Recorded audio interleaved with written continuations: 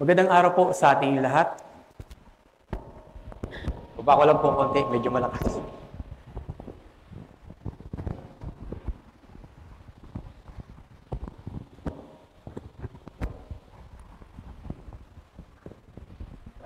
Ayan. Hello.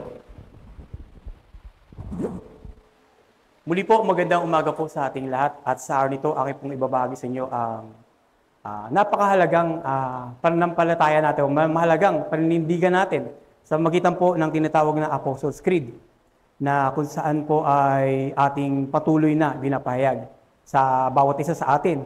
Ngunit bago po ako magsimula dito, tayo muna po ay magsitayong lahat at ating basahin po ang Unang Juan, Kabanata 1, Talata 9, 1 John chapter 1, verse 9.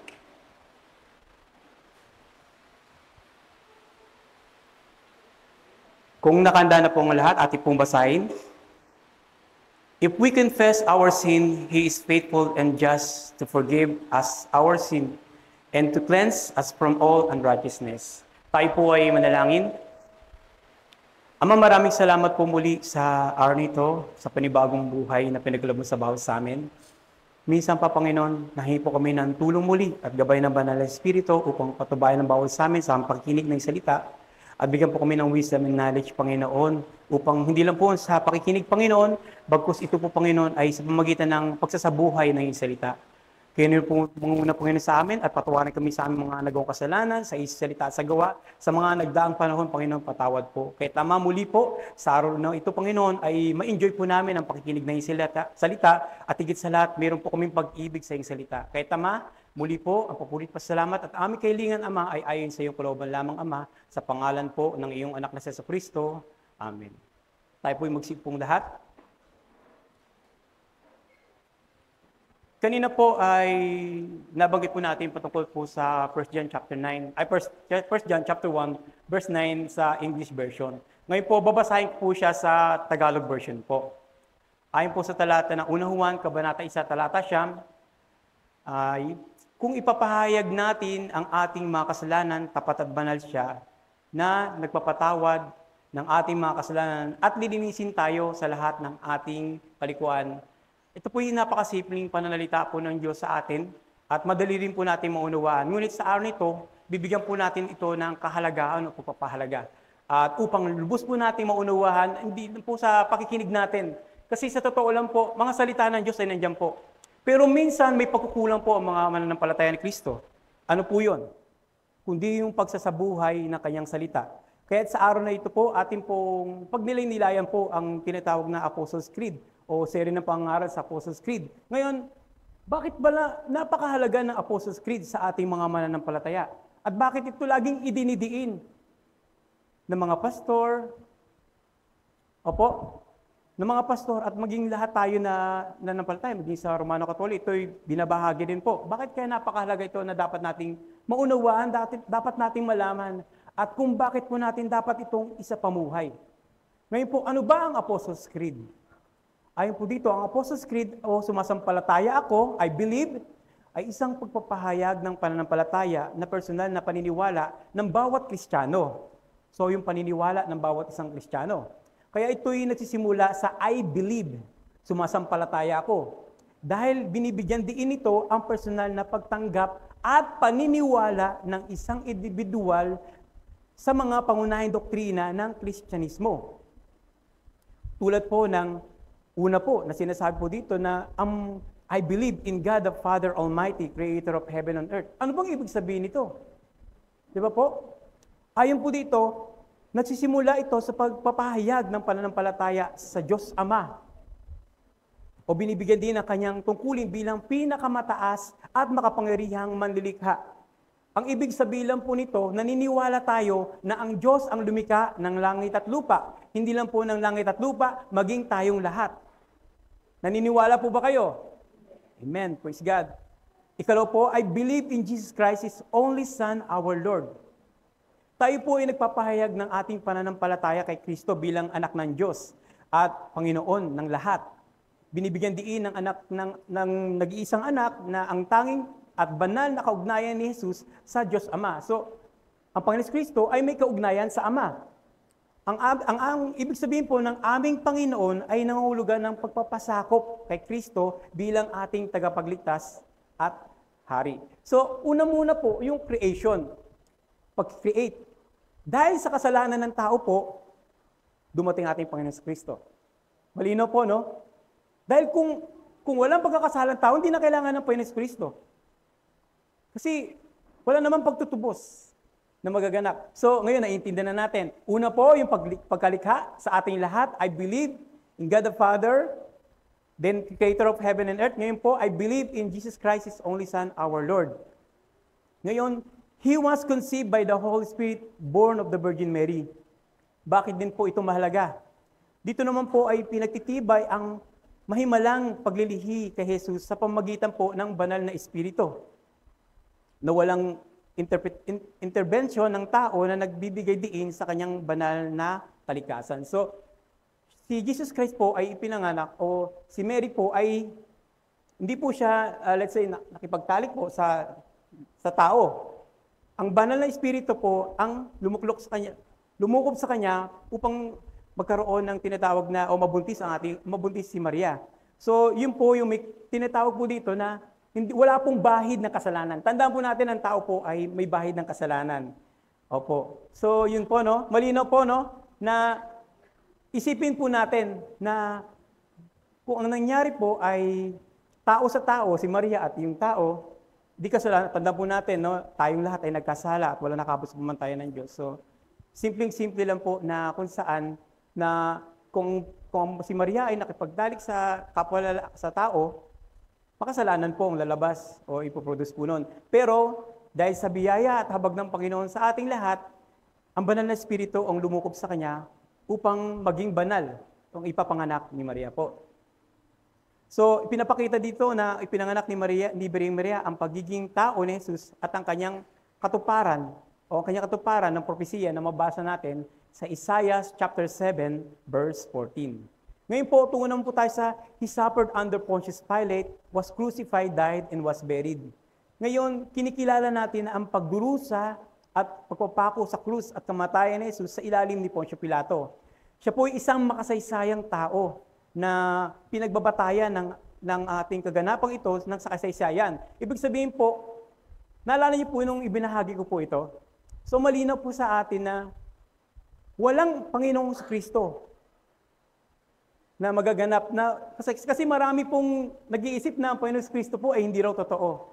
Pero dahil kay Poncio Pilato, ito po ay may katotohanan na ang Panginoong Kristo ay dumanas at siya po ay lumakad sa sanlibutan ito na nagpapakita sa atin na si Poncio Pilato ay isang tao rin na nabuhay sa kasaysayan at ito ay nagpapatotoo sa ating Panginoong Kristo na siya po, isa po siya sa nagpahirap sa ating Panginoong Kristo.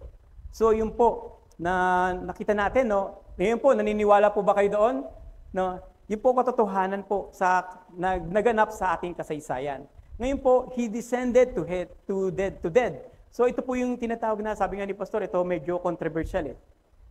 Naniniwala po tayo na ang Panginoong Jesus ay hindi nagtungo sa impyerno. Di ba po, pinahayag po yun. Ang Panginoong Kristo po ay hindi nagtungo sa impyerno, bagot siya po ay dumanas ng impyerno sa sanlibutan ito sa pamagitan ng paghihirap niya noong siya po ay pinarurusahan. So, di ba, malimit po na gano'n ang nangyayari. Minsan tayo, pag nakakapagsalita, impyerno naman itong buhay na ito. Kumbaga sa paghihirap na dinanas, yung mga expression lang po. Pero yung dinanas ng Panginoong Kristo ay totoo pong impyerno ang kanyang dinanas ng libutang ito, na kung saan siya po talaga ay bagamat siya po hindi nagkasala, siya po ay dumanas ng kakaiba sa lahat na tayo, konting sugat lang, masakit na. Pero ang Panginoon Kristo, hindi natin alam kung anong paghihirap na dinanas niya. Pero nakatitiyak po na talagang napakahirap o mala-impyerno po ang kanyang dinanas. Ngayon, ay po dito, on the third day, He rose again. Ipinapahayag ang muling pagkabuhay ni Jesus o isang matibay na pananampalatayang Kristiyano na nagpapakita na kanyang tagumpay laban sa tinatawag po na kamatayan at sa kanyang banal na kalikasan. Ang muling pagkabuhay ay nag-aalok ng pag-asa ng buhay na walang hanggan sa mga mananampalataya. So, purihin po ang Diyos dahil nabuhay ang ating Panginoong Kristo. Kung di nabuhay ang Panginoong Kristo, nasaan po yung ating inaasahan? Wala po. Di ba? Ibig sabihin nun, kung si Kristo ay hindi nabuhay, paano pa kaya tayo? Wala tayong pag-asa. Pero dahil sa nangyari pong ito, tayo ngayon po ay may pag-asa. Meron po tayong pag-asa na tayo po ay bubuhayin muli sa pagbabalik ng ating Panginoong Kristo. Ngayon po, He ascended to heaven, is seated at the right hand of God the Father. Ipinapahayag ang pag-akyat ni Jesus sa langit at ang kanyang mataas na posisyon sa kanang kamay ng Diyos na nagpapakita ng otoridad at siya ang tagapamagitan para sa sangkatauhan. Pinagtitibay nito ang kanyang patuloy na presensya sa pamamahala sa lahat ng nilikha. So, simula po nang umakyat ang ating Panginoong Kristo, ngayon meron na po tayong tagapamagitan sa ating Ama. So, mapaalad po tayong lahat ng mga mananampalataya at naniniwala sa ating Panginoong Kristo. Kapag tayo po ay nagkakasala, nahingi po tayong tawad. Ang Diyos ang tumutulong sa atin para po tayo po ay patawarin ng Diyos, bigyan tayo ng lakas upang magpatuloy sa ating pananampalataya at pagsunod sa kalooban niya. Ngayon po, He will come and judge the living and the dead. Nagpapahayag ng paniniwala na sa ikalawang pagpaparito ni Jesucristo na sa kanyang hatulan ang buong sangkatauhan na may katarungan at pinatitibay nito ang pananagutan at mga pinakahuling katuparan ng plano ng Diyos. So, pagbabalik ng Panginoon Jesucristo, naniniwala tayo na tayo pong lahat ay hahatulan ng Diyos. At naniniwala tayo kung ano man ang ginawa natin, ay hahatulan ng Diyos. Ito po ay may koneksyon sa ating pag-aaralan sa araw nito. Yun po. I believe in the Holy Spirit. Pinagtitibay ang paniniwala sa banal na Espiritu, ang ikatlong persona ng Trinidad na nagbibigay ng kapangyarihan sa ating lahat na ito po ay nagbibigay din ng gabay at nagpapabanal sa mga mananampalataya. Ang Espiritu po ang tinatawag na sentro sa buhay ng simbahan at spiritual na paglago ng mga mananampalataya. Tungunan po tayo sa The Holy Catholic Church o banal na simbahan ng Katoliko. Ito ay tumutukoy sa universal. So ito po ay hindi lang po particular sa tinatawag na Romano Katoliko.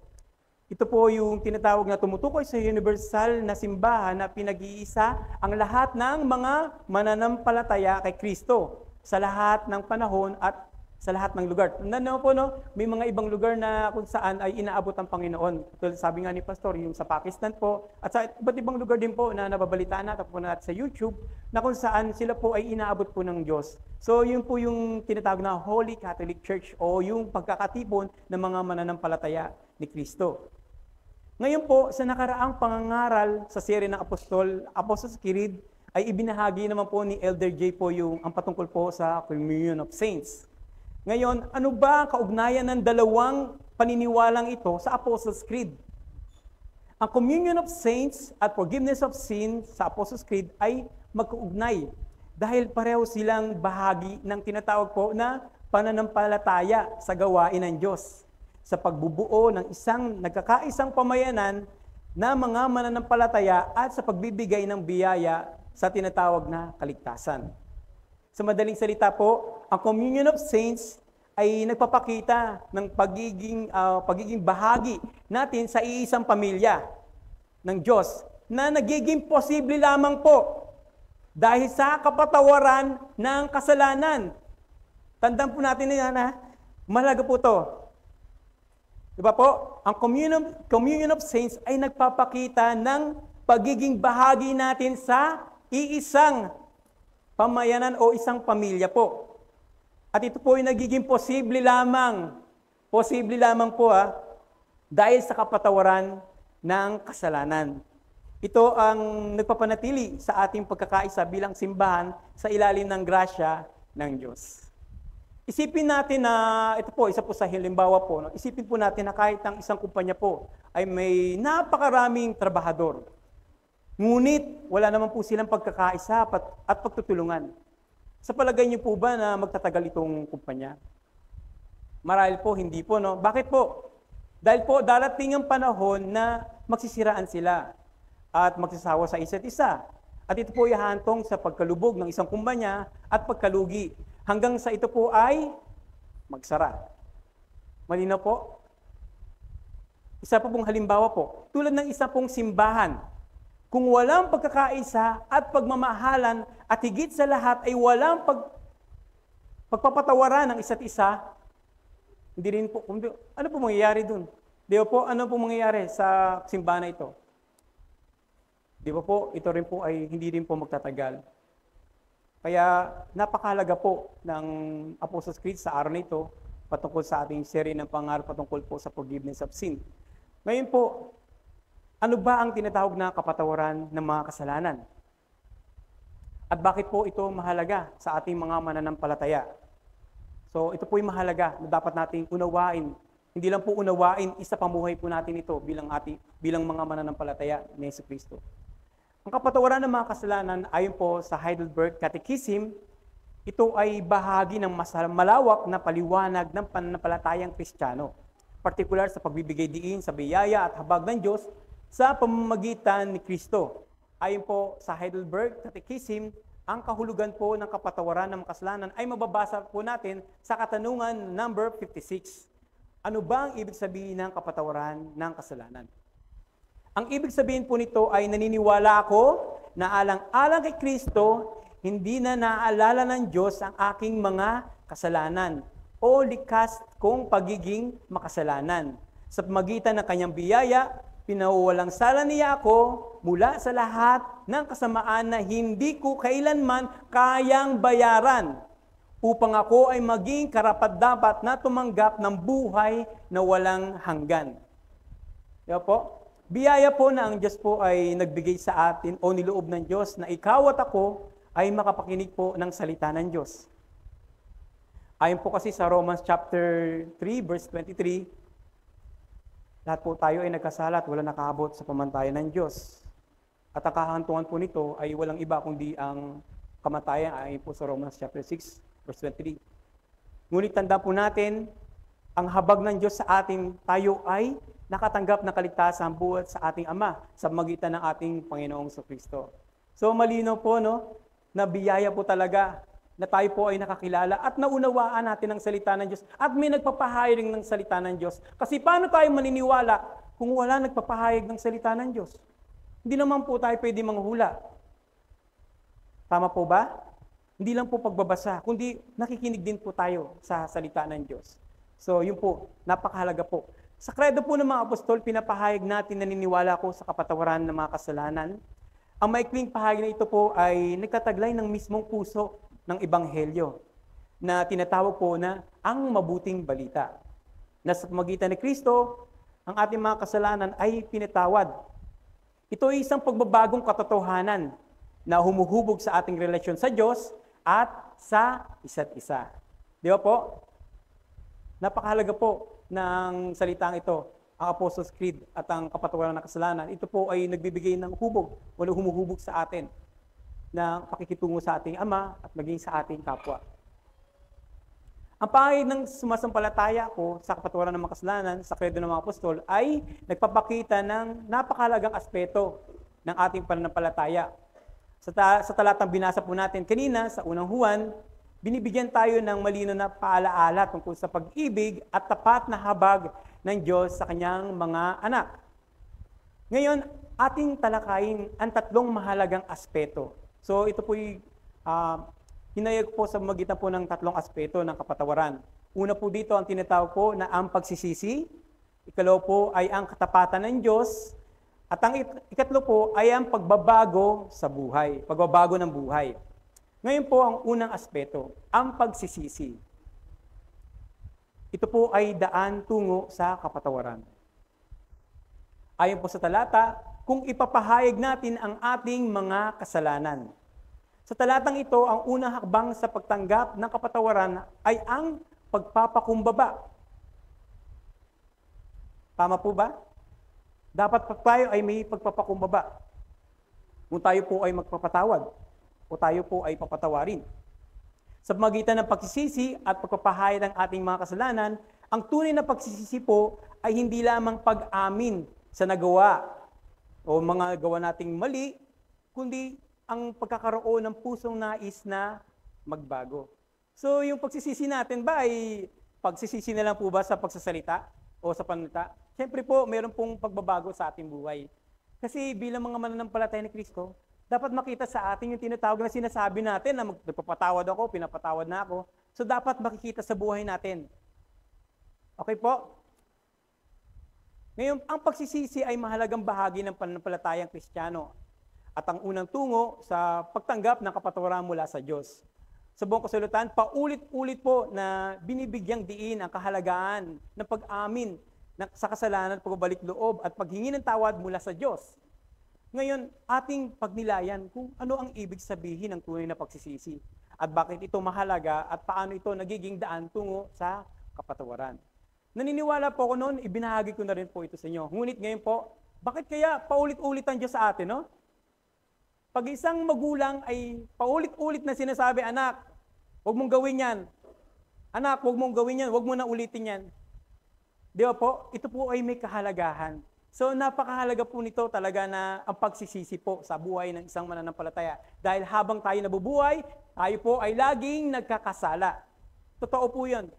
Na bawat minuto, bawat oras, kahit nanalangin ka na, pagkatapos ito, ikaw po ay magkakasala muli. Kaya't napakahalaga ng pagsisisi sa mga mananampalataya. Ngayon, ano ba ang ibig sabihin ng tunay na pagsisisi? Ang pagsisisi o repentance ay higit pa sa simpleng pag-amin ng kasalanan. Ito po ay may tatlong kahulugan din. Ang unang kahulugan po ay yung pagkilala sa kasalanan. Ang unang hakbang ay ang pagtanggap na tayo ay nagkasala laban sa Diyos. Sa pamagitan ng kanyang salita at banal na espiritu, nalalaman natin ang ating mga pagkukulang ayon po sa unang Juan. Kung ipapahayag natin ang ating mga kasalanan, tapat at banal siya na magpapatawad sa ating mga kasalanan. Ngayon, ano ba ang kasalanan ng tao? Kasi ang hirap naman, ba't ako magpapatawad? Ano ba yung kasalanan ng tao? Kailangan maunawaan natin kung ba't pa tayo humihingi ng tawad sa Panginoon. Ano ba ang kasalanan ng tao? Ayon po sa unang Juan, Kabanata 3, talata 4, ang bawat nagkakasala ay lumalabag sa kautusan ng Diyos, sapagkat ang kasalanan ay paglabag sa kautusan. Ibig sabihin po nito, ang Diyos na may inuutos sa ating lahat. Di ba po? Naalala niyo po yung 10 utos ng Diyos? Yan po yung isa sa mga pinag-utos ng Diyos. At ito rin po, ayon po sa Santiago 4:17, kung alam mo ang mga tamang dapat gawin, ngunit hindi mo ginagawa, ikaw ay nagkakasala. Paano yun? Di ba po? Kasi ang isipan ng mga mananampalataya, ang 10 utos lamang. Tama po? Kasi yun ang binibigyan din natin, ay bawal pumatay. Kailangan pumunta ako sa araw ng pananambahan, wag ako sasamba sa mga Diyos-Diyosan, at wag ako magsisinungaling o ano paman. Bakit kaya sinabi rin po sa Santiago ito? Dahil minsan po, ang akala nating tama na dapat gawin, nagkakamali po tayo. Like for example, isa po sa example po na sa ating komunidad, nakalagay po doon, bawal magtapon ng basura. Ano pong ginagawa ng iba? Di ba po, nagtatapon pa rin kahit na may paskil na. So, parang simple lang, no? Simple lang na parang pagsunod sa mga alituntunin ng eskwelahan o komunidad, doon natin nakikita na bakit kaya sinabi pa rin to na sa Santiago, na kung alam mo ang mga tamang dapat gawin, ngunit hindi mo ginawa, ikaw ay nagkakasala. Tama po? Tayo po, mahilig sa ganyan eh. Hindi, maliit lang naman yun eh. Maliit na pagkakasala lang yun eh. Kaya ngayon, nagiging mannerism na natin. Yung, yari, pag bibili tayo, hindi natin sinisole yung piso. So, tama yun, na dapat natin isole, pero hindi natin ipinalik. Like say, dapat ba maaga kang dumating dito, 8 o'clock, dapat nandito ka na. Pero dumating pa rin kayo ng mga 8:30, 8:05, 8. So, pinapakita lang doon na tayo po ay nagkasala. So, napakahalaga ng salita ng Diyos. Kung wala ang salita ng Diyos, hindi natin malalaman at hindi natin maunawaan ano bang ibig sabihin nito. Pero ito'y paalaala sa atin upang tayo po'y hubugin ng Diyos para sa pagbabalik natin, Panginoon, tayo po ay kalugod-lugod sa harapan ng Diyos. Ngayon po, tungo po tayo sa kalungkutan. Isa po sa tinatawag na kahulugan. Kalungkutan dahil sa kasalanan. Kanino po, nabanggit ko po ang tinatawag na pagkilala natin sa kasalanan. Ngayon po, kalungkutan dahil sa kasalanan. Hindi lamang po pagkilala, kundi ang tunay na pagsisisi ay nagmumula sa pusong nasasaktan dahil sa pagkakasala sa Diyos. Ayon po sa 2 Korinto, ito po ay tinatawag na godly sorrow. Sapagkat kalungkutan buhat sa Diyos ay nagbubunga ng pagsisisi at pagbabago tungo sa kaligtasan. Ngunit ang kalungkutan dulot ng mundo ay humahantong sa kamatayan.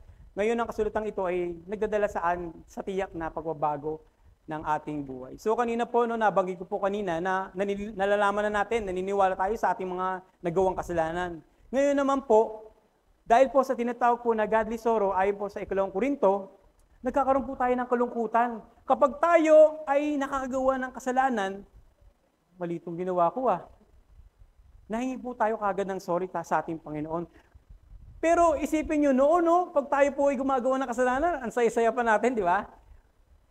Ibig sabihin po nito, simula nung nakakilala po tayo sa ating Diyos, sa pagkakilala o sa pakikinig sa mga pastor, sa pakinig ng ating mga salita, sa pagbabasa natin ng salita ng Diyos, nalalaman natin na ngayon na mali pala ang ating mga ginagawa. At dahil dito, sinabi ito ng Diyos. Ngayon, nagkakaroon tayo ng kalungkutan sa ating puso. Dahil mali ang ating ginagawa. So, mula sa pagkakilala, ngayon po ito po ay humahantong po sa kalungkutan sa ating puso. Ngayon, sa ikalawang kaluhulugan naman ito, pagbabago ng direksyon o pagbabago ng pag-iisip. Ang tunay na pagsisisi ay nagdadala ng pagbabago sa ating mga direksyon at pamumuhay. Hindi na natin nais na magpatuloy pa sa kasalanan, pagkus ay ating gagawin ang pagsunod sa kalooban ng Diyos. Yan po, napakaganda pong halimbawa ito sa isang tao na dapat po ay mayroong pagsunod. Kanina po, nakilala natin ang ating pagkakasala. Ngayon naman po, nagkaroon po tayo ng kalungkutan. Hanggang doon na lang ba tayo sa kalungkutan? Ay, nalulungkot ako. Tapos, gagawa ulit ako. Babalik ulit tayo sa dati nating gawain. Kung tayo po ay nagkakasala, ganun ba gagawin natin? Hindi po ba, di ba? Bilang mga mananampalataya ni Kristo, dapat may pagbabago sa ating buhay. Kung dati tayo'y harabas pong ating paggawa ng kasalanan kasi wala naman tayong pagkakilala sa Diyos at wala rin tayong pagkakilala sa sinasabing salita ng Diyos. Kaya normal lang sa atin na pagtabanan natin, okay lang to, gawin natin ng paulit-ulit. Kaya sa ating lahat, di ba, bilang mga mananampalataya ni Kristo, naniniwala naman po ako na tayong lahat po ay sumusunod na sa kalooban ng Panginoon dahil sa ating pagsunod sa kalooban niya. Kaya ngayon po, napakahalaga po nito sa buhay ng bawat isa na dapat nating malaman tungkol po sa tunay na pagsisisi. Ang pagsisisi po ay hindi lamang po sa pagkilala, hindi lang po sa kalungkutan, kundi ito po ay may pagbabago sa ating buhay at hindi lang po sa araw na ito na napakinggan nyo, kundi habang tayo ay nabubuhay, ay tuloy-tuloy hanggang sa pagbabalik ng ating Panginoong Kristo. Ngayon po ay nakakilala na tayo sa katotohanan. At ang buhay natin po ay hindi na tulad po ng dati. Meron po tayong tunay na pagbabago sa biyaya po ng Diyos. Ngayon, bakit kaya mahalaga ang pagsisisi sa buhay natin? So, ang pagsisisi po ay mahalaga sapagkat ito po ang daan upang makamtan ang kapatawaran ng Diyos at upang magkaroon tayo ng tunay na relasyon sa Kanya. Hindi lang po yung pangsarili natin, kundi ito naman po ay yung tinatawag na relasyon sa Ama. At ako po ay may ginawang bahagi, ito po ay yung tinatawag na 3 kadahilanan na napakahalaga sa pagsisisi. Una pong dahilan po yung pagpapakita ng pagpapakumbaba. Sa pagsisisi, kinikilala natin na tayo ay nangailangan ng Diyos. Nangailangan tayo ng Diyos at hindi natin kayang iligtas ang ating sarili. Ang Diyos ay nagbibigay ng biyaya sa mga mapagpakumbaba ayon po sa Santiago 4 verse 6. So, dapat po tayo magpakumbaba. Ang pangit naman ko, di ba, nahingi ka na ng tawad, ikaw pang matapang. Gayon ba mga mananampalataya ni Kristo ngayon? Ikaw na humingi ng tawad, ikaw pang masama, ikaw pang galit, mayabang ka pa. Di dapat ganoon. Bilang mga mananampalataya ni Kristo, dapat tayo po ay may pagpapakumbaba. Dapat bilang mga mananampalataya ni Kristo, napapractice natin yung pagkababaang loob. Kasi, tandaan po natin, bilang mga mananampalataya ni Kristo, tayo po ay ang asin at ilaw ng sanlibutan ito. Dapat nakikita, Christian ba yan? Grabe naman yan. Humingi pa ng tawad bago ang sama ng muka, ang sama ng loob. Di ba napakapangit naman po bilang mga mananampalataya ni Kristo. So, yun po, una pong dahilan. Ikalawang dahilan po ay ang pagpapakumbaba. Tayo ay nagbibigay po tayo sa tinatawag na paghahanda sa pagbabago. So, Hindi lang po yung tinatawag na pagpapakumbaba, kundi meron po tayong tinatawag na paghahanda sa pagbabago. Okay po? Ang puso na puno ng pagsisisi ay nagiging bukas sa pagkilos ng banal na Espiritu na siyang nagbibigay ng lakas upang tayo pong lahat ay magbago. So pamagitan po ng mataimtim nating panalangin sa Diyos at sa mataimtim din po natin na paghingi ng tawad sa Diyos, tayo po ay ang banal na Espiritu po ay kumikilos sa buhay ng bawat sa atin, sa ating pagpapakumbaba. Kaya malaya po siya ngayon. Kasi hindi naman po tutungo ang banal na Espiritu kung nagyayabang pa tayo. Hindi. Sa nagpapakumbaba lang po siya tumutungo. At siya po ay nagpapahayag ng kanyang salita upang tayo po ay magbago bilang mga mananampalataya. Ikatlong dahilan po, dito tayo po ngayon ay may pagpapahayag ng pananampalataya. Kanina po, meron po tayong tinatawag na pagpapakita ng pagpapakumbaba. Yung kahalagaan nito. Kalawa po ay yung paghahanda sa ating pagbabago dahil naisip natin na kailangan natin magbago. At ito po ay sa tulong ng banal na Espiritu. Ngayon po, dahil po dito, nagkaroon po tayo ng tinatawag na pananampalataya. Ang pananampalataya lang po ay hindi lang po pagkilala, paniniwala, kundi may pagsunod sa kalooban ng Diyos. So malinaw po, no? Naniniwala po ako na alam niyo na po at paulit-ulit pa rin na pinisabi ng ating mga pastor ang patungkol pa sa tinatawag po na pananampalataya. Kahit napakahalaga po na dapat nating maunawaan kung bakit napakahalaga ng pagpapakumbaba, pagbabago o paghahanda sa pagbabago at tinatawag na pananampalataya, paghahayag ng ating pananampalataya. Ngayon po ang pagsisisi bilang daan sa kapatawaran. Ang kapatawaran ng Diyos ay laging nakahanda. Ngunit, hinihintay niya ang ating pagsisisi. Ayon po sa Gawa, chapter 3, verse 19, kaya't magsisi kayo at magbalik loob sa Diyos upang mapawi ang inyong mga kasalanan. Ang pagsisisi po ay tulad ng kwento sa Alibughang Anak na nababasa naman natin sa mga storytelling at maging sa pinapahayag sa pulpito na mabasa natin sa Lucas chapter 15. Nang ang anak ay bumalik loob sa kanyang ama, siya po'y hindi lamang pinatawad, kundi tinanggap na may galak at pagmamahal. Ganito rin po ang Diyos sa ating lahat kung tayo po ay may tunay na pagsisisi. So malinaw po ang patungkol po sa tinatawag po na pagsisisi. Na dapat nating isapamuhay na hindi lang po natin dapat pakinggan at hindi lang po natin basahin, kundi dapat po nakikita sa ating buhay bilang mga mananampalataya ni Kristo. Ngayon po, tungo na po tayo sa ikalawang aspeto. Ito po ay ang katapatan ng Diyos, ang batayan ng kapatawaran. Ayon po sa ating talata, tapat at banal siya nagpapatawad sa ating mga kasalanan. Ngayon po, ang kapatawaran ng Diyos ay isang mahalagang bahagi ng ating pananampalataya.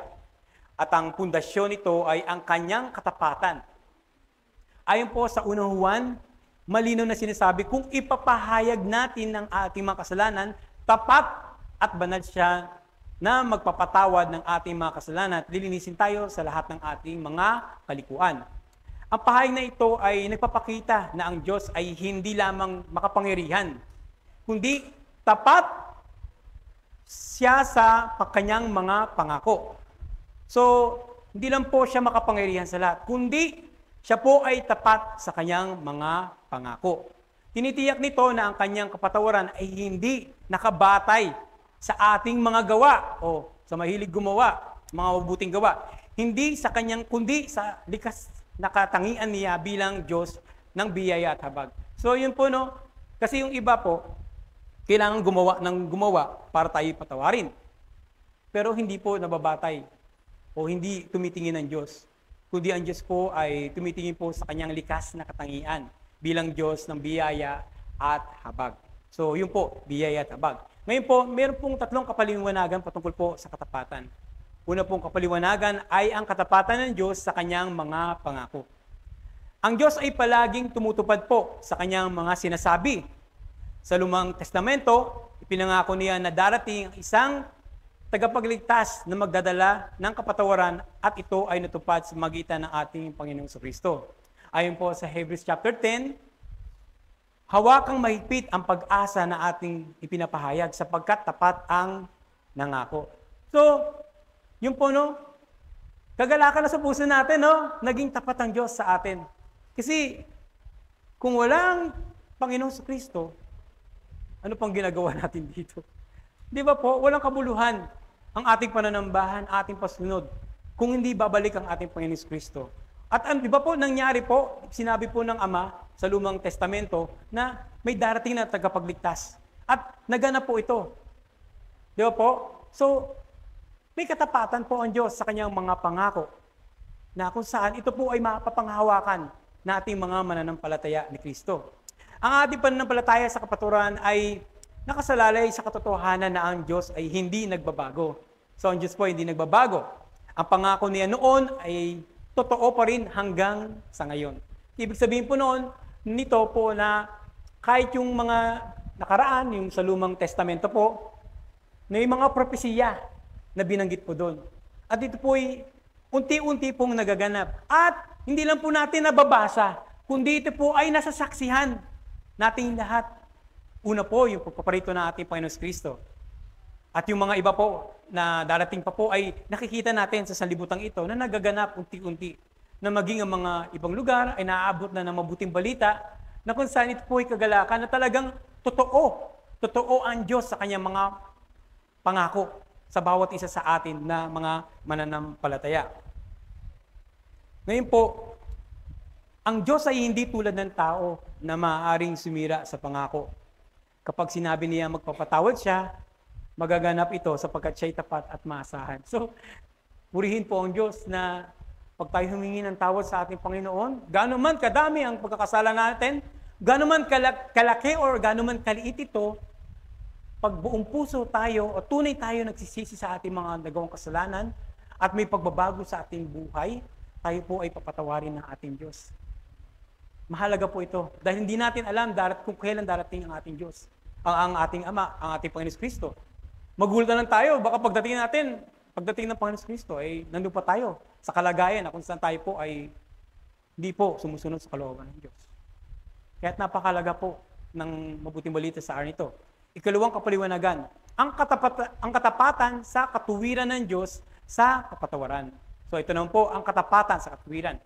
Sinabi rin po sa unang Juan na ang Diyos po ay banal at makatarungan sa kanyang kapatawaran. Ngayon, ano po ang ibig sabihin nito?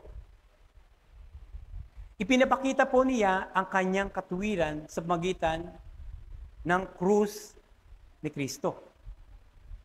Malinaw po, no? Pinapakita niya po yung katapatan niya sa katwiran. Yung katwiran, right? Di ba? Na ating kailangan para po tayo po ay patawarin ng Diyos.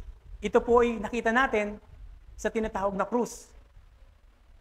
Na binahagi ko rin po sa inyo, patungkol dito, na kung saan sa magitan po ng krus ni Kristo.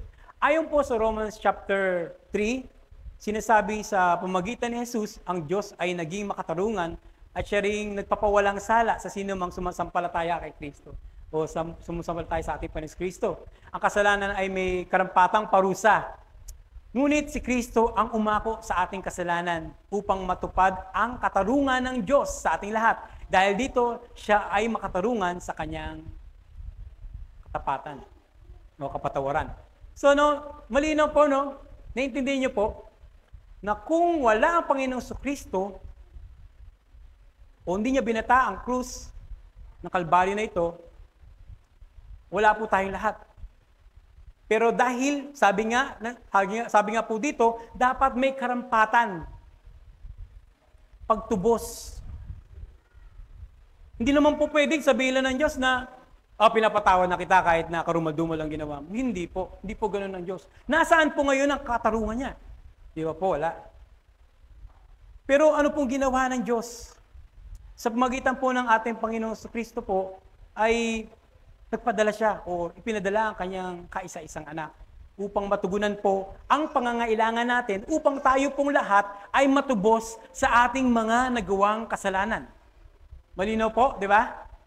Kaya biyaya po na ang salita ng Diyos po talaga po ay nagpapakita sa atin ang katotohanan na ito po ay nagaganap maging sa ating kapanahunan. Ngayon po, hindi kompromiso ang kapatawaran ng Diyos. ito po ay may tamang hustisya dahil binayaran ito ni Kristo sa magitan ng kanyang buhay. So yun po, kanina po, nabanggit ko na rin po na hindi lang basta-basta nagpapatawad ng Diyos na walang kabuluhan, kundi ito po ay may tamang hustisya sa bawat isa sa atin. Kaya tayo po ngayon ay nabubuhay pa dahil sa biyaya na natanggap natin sa ating Panginoon Kristo. Ngayon po, ang ikatlong kapaliwanagan. Ito po ay ang katapatan ng Diyos ay nagdudulot ng katiyakan. Sa panahon ng pagkakasala o pagkadapa, maaring magduda ang isang tao kung patatawarin ba siya o hindi na. O patatawarin ba siya ng Diyos? Kasi minsan, nagkakaroon ng kaisipan ang mga tao ng ganyan. Ngunit dahil sa katapatan ng Diyos, mayroon tayong tinatawag na katiyakan na ang sinumang lumapit sa Kanya na may pagsisisi ay Kanyang tatanggapin. Yun naman po, napakinggan na po natin. So, bilang mga mananampalataya ni Kristo, wala na po tayong kaisipan na ganito. Na hindi na po tayo dapat na magkaroon po ng papatawaring baon ng Diyos. Kasi nalalaman nyo ng salita ng Diyos, ang lahat ay nagkasala at wala nakabot sa pamantayan ng Diyos. Doon pa lang makikita na natin na tayo po ay walang-wala. At kailangan natin ang Panginoon Kristo sa buhay natin upang matugunan ang ating mga pagkakasala at upang matubos tayo sa ating mga pagkakasala. Ngunit wag naman po nating abusuhin ang biyaya ng Diyos. Yun po ang kahalagaan nito. Wag nating abusuhin. Na kapag, mag-sorry ako sa Panginoon, bago ulitin na naman natin. So dapat meron pong pagbabago o pagkilo sa buhay natin sa tulong ng Banal na Espiritu bilang isang mga mananampalataya ni Kristo. Ayon po sa awit 86 verse 5, sapagkat ikaw Panginoon ay mabuti at mapagpatawad, sagana sa pag-ibig sa lahat ng tumatawag sa iyo. So yun po, tumawag lang po tayo sa ating Diyos sa pamagitan natin pa ni Kristo. Tayo po ipatawarin at napahayag ko na rin po kanina kung anong dapat natin gawin. Kailangan po mayroon tayong tunay na pagsisisi. At bigyan po natin to ng pagpapahalaga sa buhay natin bilang mananampalataya ni Kristo. Ang katapatan ng Diyos ay nagbibigay sa atin ng lakas na loob na magbalik loob sa Kanya. Kahit anuman ang ating mga ginagawa. So, yun po, no? Kaya sa lahat ng ating buhay, sa anuman ang ating ginagawa, ito po yung nagbibigay sa ating lakas na magbalik loob sa Kanya. Dapat sa buhay natin, pag tayo nagkakasala, balik loob tayo sa Kanya. Hindi tayo ng tawad kaagad sa ating Diyos. Kasi alam natin na tayo makasalanan, ngunit wag naman nating abusuhin ang tinatawag na biyaya ng Diyos sa bawat isa sa atin. Dapat nating sundin ang kalooban ng Diyos. Kung tayo nagkasala, humingi tayo ng tawad sa Diyos, ngunit wag naman natin po itong pag-abusuhin. Ngayon po, ang Diyos po ay tapat sa kanyang mga pangako. Kapag siya po ay, sinabi niya pong magpapatawad, siya po ay, sinasabi niya po na ito na hindi niya ito babawiin kaagad o hindi niya po ito babawiin. Ang katapatan ay hindi nakabatay sa ating kabutihan, kundi sa kanyang likas na kabanalan at pag-ibig. Ang Diyos ang nagbibigay ng paraan para sa ating kapatawaran sa magitan ng ating Panginoon Kristo. Dinala niya ang bigat ng ating kasalanan, sa pagitan nito natamo natin ang katiyakan sa kapatawaran. Ngunit, ayon po sa Romans chapter 5, ngunit pinutunayan ng Diyos ang kanyang pag-ibig sa atin nang mamatay si Kristo para sa atin noong tayo ay makasalanan pa. So malinaw po, no? Dahil sa ginawa ng ating Panginoon Kristo sa krus, kanyang dinala ang lahat ng bigat ng ating mga pagkakasala. Ngayon sa pamagitan nito, tayo po ngayon po ay nagkaroon po ng katiyakan sa tinatawag na kapatawaran mula sa ating Ama. Kaya't walang kasalanan ang napakalaki na hindi kayang patawarin ng Diyos. Sa kanyang katapatan, inilis niya ang ating mga kasalanan at binago niya po ang ating mga buhay. Ngayon po, isa sa makapangyarihang larawan ng pagpapatawad ng Diyos ay matatagpuan sa awit 103 verse 12. Ayon po dito, kung saan sinasabi nito, kung gaano kalayo ang silangan sa kanluran, gayon din niya inaalis sa atin ang ating mga pagsalansang o ating mga kasalanan. Nangungulagan po ito na ang Diyos po ay hindi lamang nagpapatawad sa mga bahagi. Let's say, pinapatawad kita dito lang pero sa ginawa mo, hindi kita pinapatawad. Hindi po ganun ang Diyos, natulad ng tao. na nagiging demanding. Oh, ito, kasalanan mo yan, pero may kasalanan ka pa sa akin, ha? Ito, pinatawad na kita, pero sa isa, hindi pa kita pinapatawad. So, hindi po ganoon ng Diyos. No? Pinapakita lang po dito na ang Diyos po ay hindi lang tumitingin sa liit o laki ng ating pagkakasala. Ngunit po, ito po ay ganap na nililinis niya ang ating talaan ng pagkakasala at hindi na inaalala ang ating kasalanan ayon po sa Hebrews chapter 8, verse 12. Sarap pong pakinggan po, no? Na alam natin na tayong lahat ay nagkasala. Simula sa ating pagkabata. Maging sa kapanahunan, tayo po rin po ay nagkakasala. Pero ayon po dito, nililinis niya ang ating talaan ng pagkakasala at hindi na inaalala ang ating mga kasalanan. Salita po ng Diyos ito na nagsasabi nito. Pero tandaan niyo po lagi ito, ha. Meron po laging paalala. Huwag naman po natin laging abusuhin ang paggawa ng kasalanan. Kaya mag-ingat po tayo dito sa mga bagay nito na dapat po natin abusuhin ang paggawa ng kasalanan. Bagamat tayo ay pinapatawad ng Diyos bilang tayo mga mananampalataya ni Kristo. So, yun po. Yan po ang tinatawag na ikalawang aspeto. Tungo na po tayo sa panghuli. Ikatlong aspeto. Ito po ay ang pagbabago ng buhay. Ito po ay ang bunga ng kapatawaran. Sa pagbabago ng buhay, dito po makikita yung tinatawag na bunga ng ating kapatawaran. Ayon po sa talata, sa unang Juan, at nilinis tayo sa lahat ng ating mga kalikuan. Ang kapatawaran ng Diyos ay hindi lang po nagtatapos sa pagpapatawad. Ito rin po ay nagdadala ng pagbabago sa ating mga buhay.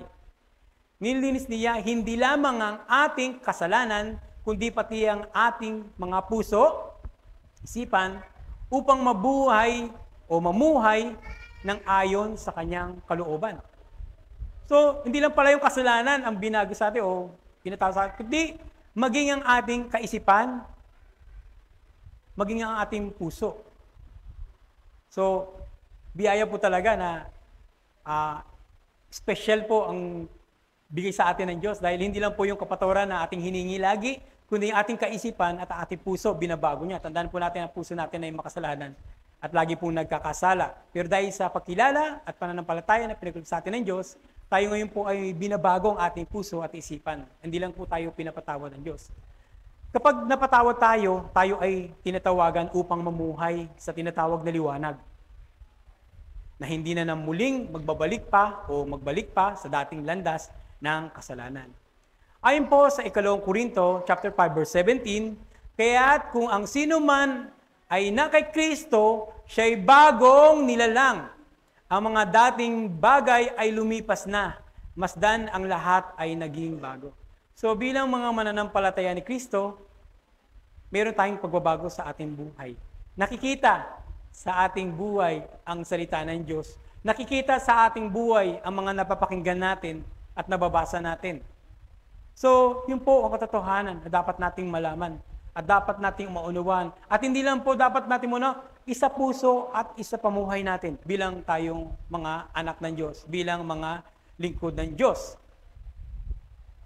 Ang kapatawaran po ay nagdudulot ng pag-asa, kalayaan at lakas na baguhin ang ating mga buhay upang magbigay luwalhati sa Diyos. Tandaan po natin, ang mga bagay na ginagawa natin, lagi pong Soli Deo Gloria. Kasi yun lang po ang kahuli-hulihan sa buhay natin. Nung nabuhay po tayo, Soli Deo Gloria. Hanggang sa ating kamatayan, Soli Deo Gloria. Sa lahat ng ating ginagawa, Soli Deo Gloria. Ano man ang pagsubok nating dinadaranas, Soli Deo Gloria. Napakahalaga po ng mga bagay na sa Diyos lagi ang kapurihan. Kaya nga po, di ba po, dapat pinapaalala sa atin na dapat tayo magpasalamat. Dahil sa Kanya lang po dapat ang lahat ng papuri at pasalamat sa buhay nating lahat. Kaya napakahalaga po, no? Ngayon po, sa pagpapahayag ng ating paniniwala sa kapatawaran ng mga kasalanan, pinagtitibay natin na ang sentro ng Ebanghelyo. Na ang Diyos sa Kanyang dakilang awa ay nagpadala ng Kanyang anak upang pasanin ang kaparusahan para sa ating mga kasalanan. At ito po ay nag-aalok sa atin ng ganap na kapatawaran. Ang katotohanan ito po ay nagpapalaya sa atin sa pagkakasala at kahihiyan. So yung kasalanan natin ay kahihiyan, no? Nahihiya tayo sa ating mga nagawa kasalanan. At ito po ay naayos at naibalik ang ating kaugnayan sa Diyos at nagbibigay ng kapangyarihan sa atin na magpatawad sa iba. So bilang mga mananampalataya ni Kristo, tayo po ay nahingi po, di ba, ng kapatawaran sa ating Ama, sa ating kaibigan. Di ba? Dapat din na magpatawad din tayo sa ating kapwa. Kasi napakahalaga po nito. Bilang tayo, hindi naman pangit naman kung tayo po ay pinapatawad na, pero tayo naman, hindi naman tayo nagpapatawad. So magkalakipin po ng dalawang ito. Upang magkaroon po tayo ng kapayapaan, tiyak na kapayapaan, tayo din po dapat ay magpatawad sa ating kapwa o sa iba. Ganun man kalaki ito, ganun man kaliit, isipin na lang natin na tayong lahat ay nagkasala at nakaabot sa pamantayan ng Diyos at tayo po ay hatulan ng Diyos na kamatayan. Huwag na nating isipin yung mga nagawang kasalanan ng ating kapwa. Bagkos maging mapagkukumbaba tayo na tayo din ay nagkasala. Tandaan po natin, ang paghahatulan ng Diyos na kamatayan ay hindi nababase po sa laki o sa liit ng ating mga nagawang kasalanan. Kundi kasalanan, kung ano kasalanan mo, mamamatay ka at pagdurusa mo to sa impyerno. So yun po, kung bakit napakahalaga po ng tinatawag na kapatawaran ng mga kasalanan. Tandaan po natin na ang pagpapatawad ay kaloob ng Diyos na dapat nating tanggapin at isang utos na dapat nating sundin. Kung paanong pinapatawad tayo ng Diyos, iabot natin ng biyayang ito sa mga tao nakapaligid sa atin. So, hindi lang sa ating pangsarili, kundi sa ating kapwa. Ngayon po, mga kapatid, ang kapatawaran ng mga kasalanan ay isang napakagandang biyaya na pinagkaloob sa atin ng Diyos. Ayon po sa unang Juan,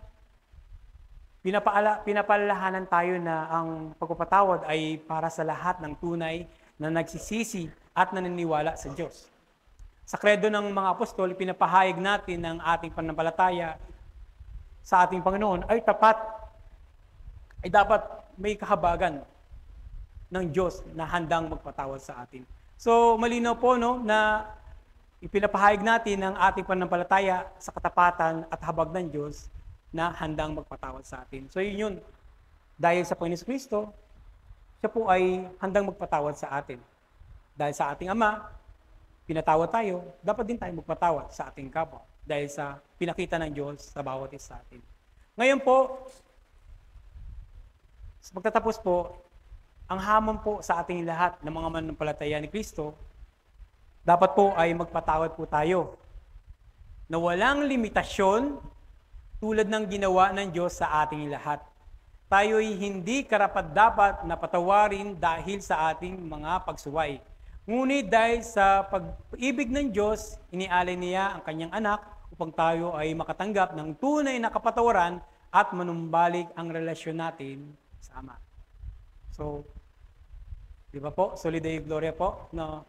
Ang tinatawag na kapatawaran ng mga kasalanan, simula sa Apostles' Creed, sa pagkalikha, hanggang sa tinatawag na Communion of Saints. Ngayon, natanggap naman natin ang isa rin po sa mahalaga, ang kapatawaran ng kasalanan. Hindi po tayo pwedeng makipag-ugnayan sa ating kapwa, kung di naman natin sila pinapatawad. Hindi rin naman po tayo pwedeng makipagkapwa, ngunit di naman tayo, wala tayong connection sa Diyos. Dapat ang dalawang ito ay may connection.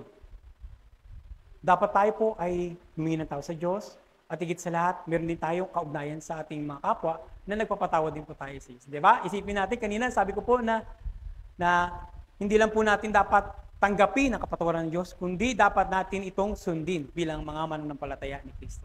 Ngayon, sa aking pagninilay po, ating pong bigyang pansin po ito.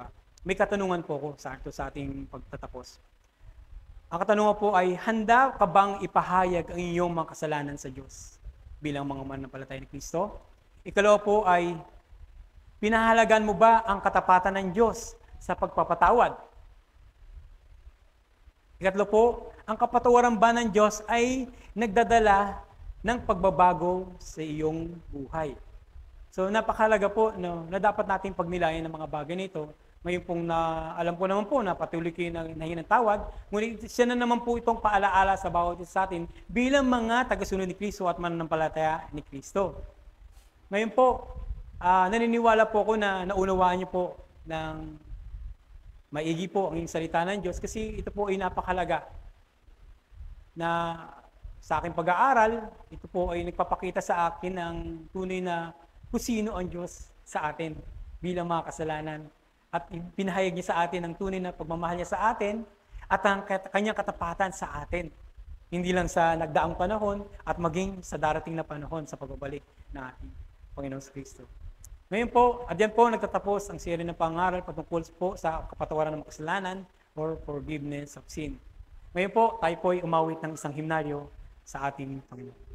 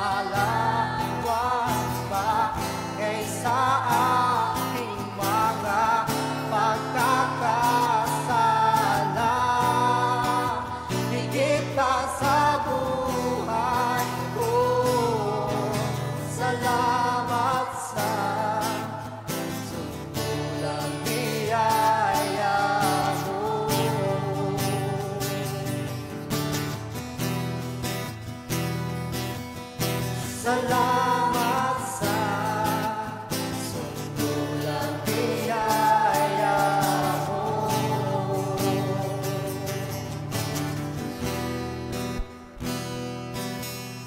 Salamat sa sukulang biyaya mo.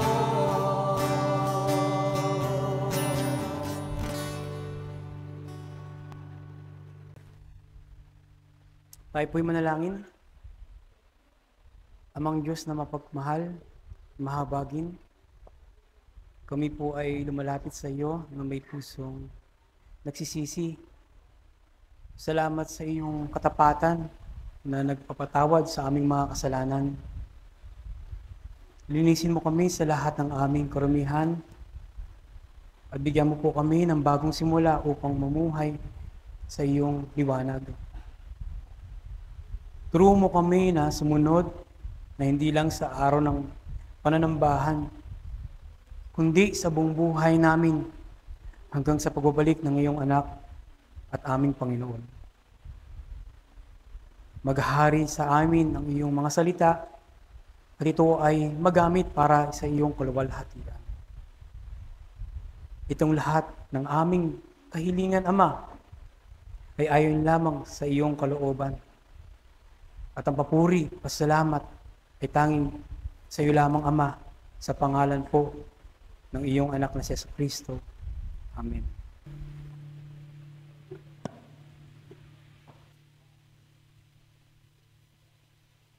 Ang pinakauna po na salita na lumabas sa bibig ng Panginoong Jesucristo nang siya po ay nagministeryo, alam niyo po ba kung ano yung word na yon? The very first word that came out of the mouth ng ating Panginoong Jesucristo nung siya ay nasa ministry, first word is repent.